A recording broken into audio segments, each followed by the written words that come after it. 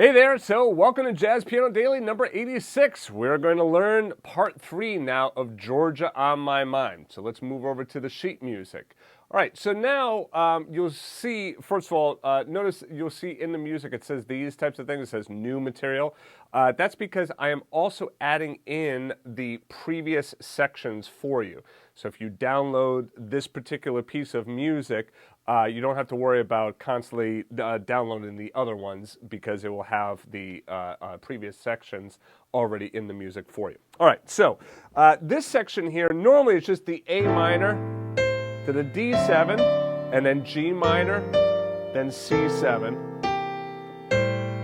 Okay, so if you just wanted to play a very simple version of this, it would be A minor 7. And I see how I could just do just a simple root 7 chord shell. D7 with a root 3 7 chord shell, and then G minor, root 7 chord shell, C7 with a root 3 chord shell, root 3 7 chord shell. Then we go to A minor, which is going to be in part 4. All right, so what we're doing here, though, is we're adding in some tritone substitutions to create a little bit more interest in the arrangement. So we start with our A minor 7, root 7 down there. You see how I'm voicing the chord down from the melody note, and then I go to this E flat 7 sharp 11. This is an upper structure triad. Take a look at one of the previous lessons. We talk about upper structure triads, but the E flat 7 is a tritone substitution that resolves me right down to D. And then here I'm doing like another upper structure triad. I didn't add the B in here though.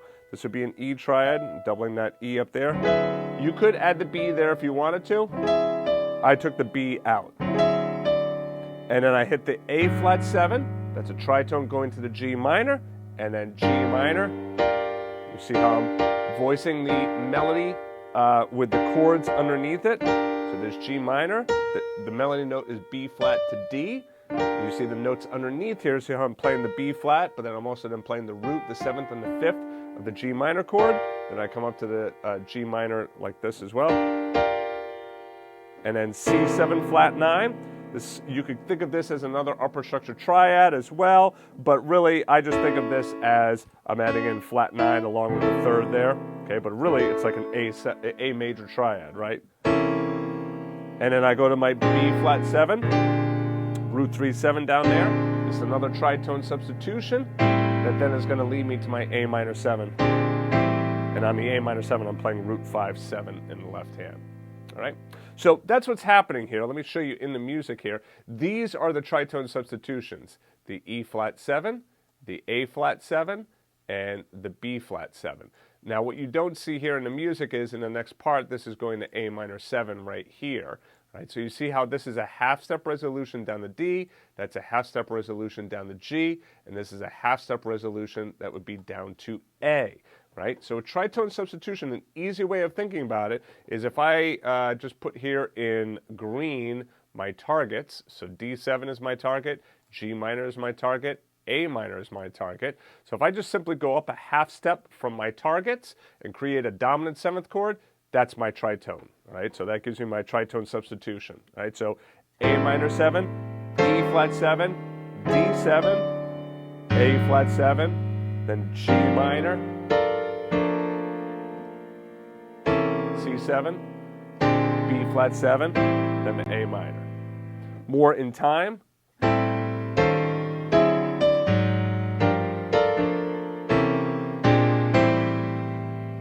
Again.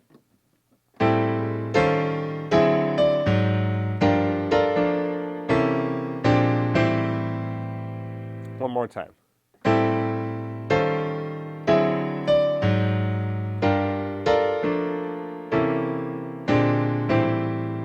Also notice that anticipation there as well. See, I'm anticipating that A minor chord before I get to the resolution in the next measure. Remember, too, that you can also play around with this. See how in the music here, this is just written as the root there for the G minor, but there's nothing to say I can't play a root 7 in there as well. I can play root 7 or root 5 7 in this case. Okay? That allows me to get some really nice, rich, big chords. Even on the A minor here. Nothing says I can't add the fifth down here. If I want more notes in that chord, I mean, look at that. I got, there's my root and my melody, and I got 5 notes in between there. I can even do things like add in my 11s and stuff like that if I wanted to, or add in like maybe 9 in there, okay? But you don't have to go to that extreme. Even this right here gets some nice chord sounds. Now on the A flat 7, notice I'm just playing the root 7. If you wanted to, you could sneak in the thumb down there with a third.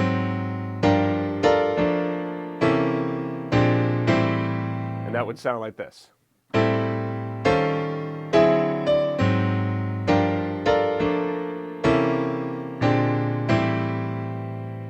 And on the B flat 7, see how I'm playing root 3 7, and I'm going root 5 7 for the A. Nothing says that you can't also just do root 5 7 on the B flat.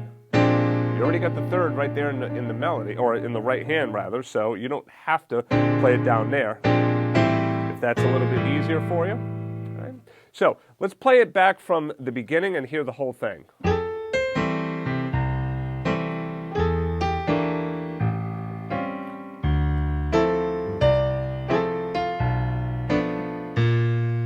What do we get here? Sorry.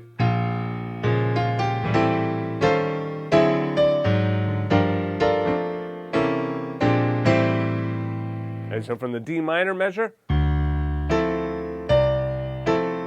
minor 7 flat 5, and then the B flat minor 6.